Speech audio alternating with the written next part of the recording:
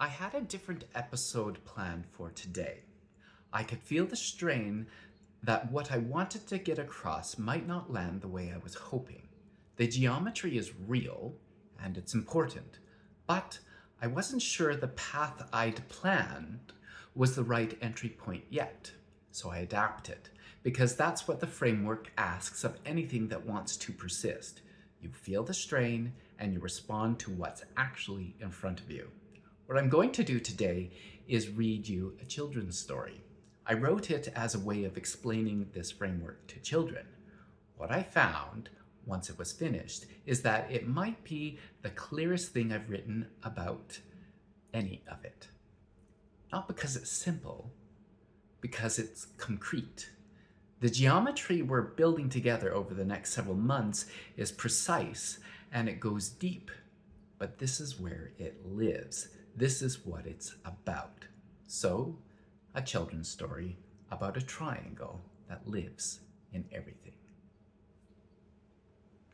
The triangle that lives in everything, even rocks. Here is something true about everything in the world. Everything that stays itself has a triangle inside it. You can't see it with your eyes, but you can see what it does. It helps things stay together, stay themselves. A rock has one, a mountain has one, a tree has one, a puppy has one, and you have one too. This triangle helps things stay okay when the world pushes on them. The three triangle helpers. Every triangle has three helpers. They work together to help things stay whole. Internal unity, the stay together helper. Internal unity is the helper that whispers, stay together. It keeps the inside parts of something connected. It helps a rock stay solid instead of crumbling. It helps a tree stay one tree instead of splitting apart. It helps your thoughts and feelings stay in the same room. When internal unity is strong, you feel like yourself. Even if you are sad or mad, you still feel like one whole you. When internal unity is tired, you might feel mixed up. You might feel scattered. You might feel like too many things are happening at once. That doesn't mean something is wrong with you. It just means your triangle is working very hard to hold everything together. Regulation, the steady, the wobble helper. Regulation is the helper that says, let's steady this. It helps things bend instead of snap. It helps waves settle after a storm. It helps your breathing slow down after you cry. When regulation is working well, big feelings can rise and then slowly come back down. You can wobble without falling over. When regulation is having a hard time, feelings can feel too big. They might rush through you like a flood, or you might feel frozen, like nothing can move at all. That doesn't mean your feelings are bad. It just means your triangle needs help steadying. Boundary integrity, the safe edges helper. Boundary integrity is the helper that says your edges matter. It knows where you end and someone else begins. It protects your space. It protects your body. It protects your no. When boundary integrity is strong, you can say stop. You can step back. You can choose who gets close. You can feel safe inside your own space. When boundary integrity is being hurt, you might feel pressured. You might feel trapped. You might feel scared or confused. You might feel like you cannot say no even when you want to. And here's something very important. If your boundaries are being crossed, that is not something you fix by calming down. That is not something you fix by trying harder. When boundaries are being hurt, what you need first is safety. Safety comes before everything else when the helpers work together. When internal unity, regulation, and boundary integrity are all doing their jobs, the triangle feels strong. You feel together on the inside. You can steady big feelings. You feel safe in your space. That is what staying whole feels like. None of the three helpers can do the other's job. Feeling very together on the inside does not fix a boundary that is being crossed. Steadying your feelings does not help if the inside is coming apart. Each helper does its own work. All three are needed when the triangle is under pressure. Sometimes things push on the triangle. That pressure is called strain. Strain is not a bad thing by itself. A little pressure is part of staying alive and growing. Hunger is a strain that tells you to eat. The feeling that bubbles up inside you when something is wrong, before you even have words for it, that is strain too. It is your triangle sending a signal. A hard problem at school is a strain that helps you learn. Here's something surprising. Having zero pressure, being perfectly still with nothing pushing on the triangle at all, is not the goal either. If nothing is pushing on the triangle, it has nothing to respond to. It cannot grow, or reach, or learn. A little bit of something is how the triangle knows it is alive. Strain becomes a problem when it gets too big for the triangle to hold. When strain gets too big, the triangle has to change. That does not mean it is broken. It means something has to be different. Sometimes the triangle finds a new shape and keeps going. The old shape ends and a new one begins. It is like crossing the monkey bars. You have to let go of one bar before you can grab the next one. For a moment, you are in between, not holding the old thing and not holding the new thing yet. That is not falling. That is crossing. The triangle does not disappear. It starts again in a different form.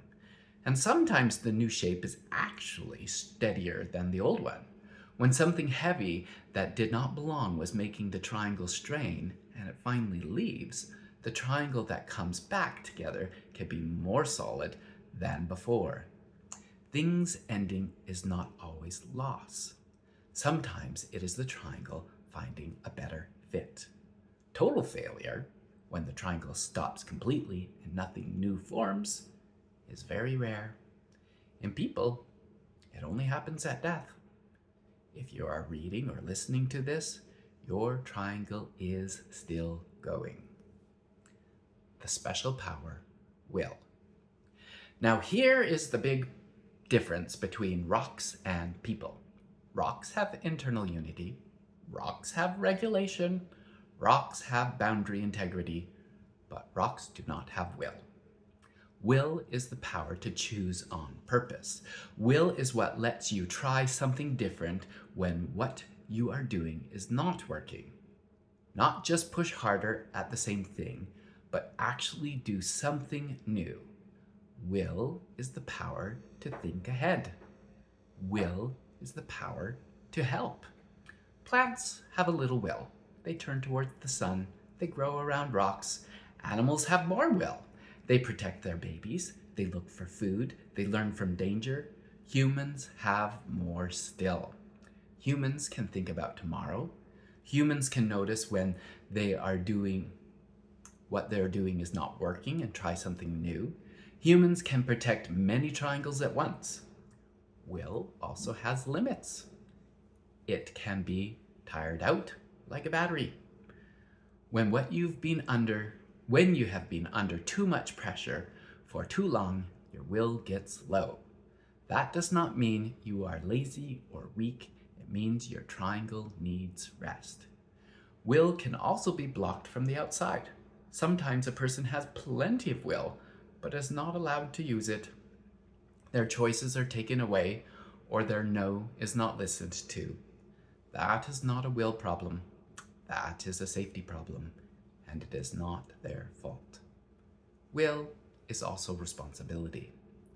Because when you have will, you can see that someone else's triangle is being hurt. You have the power to help protect it.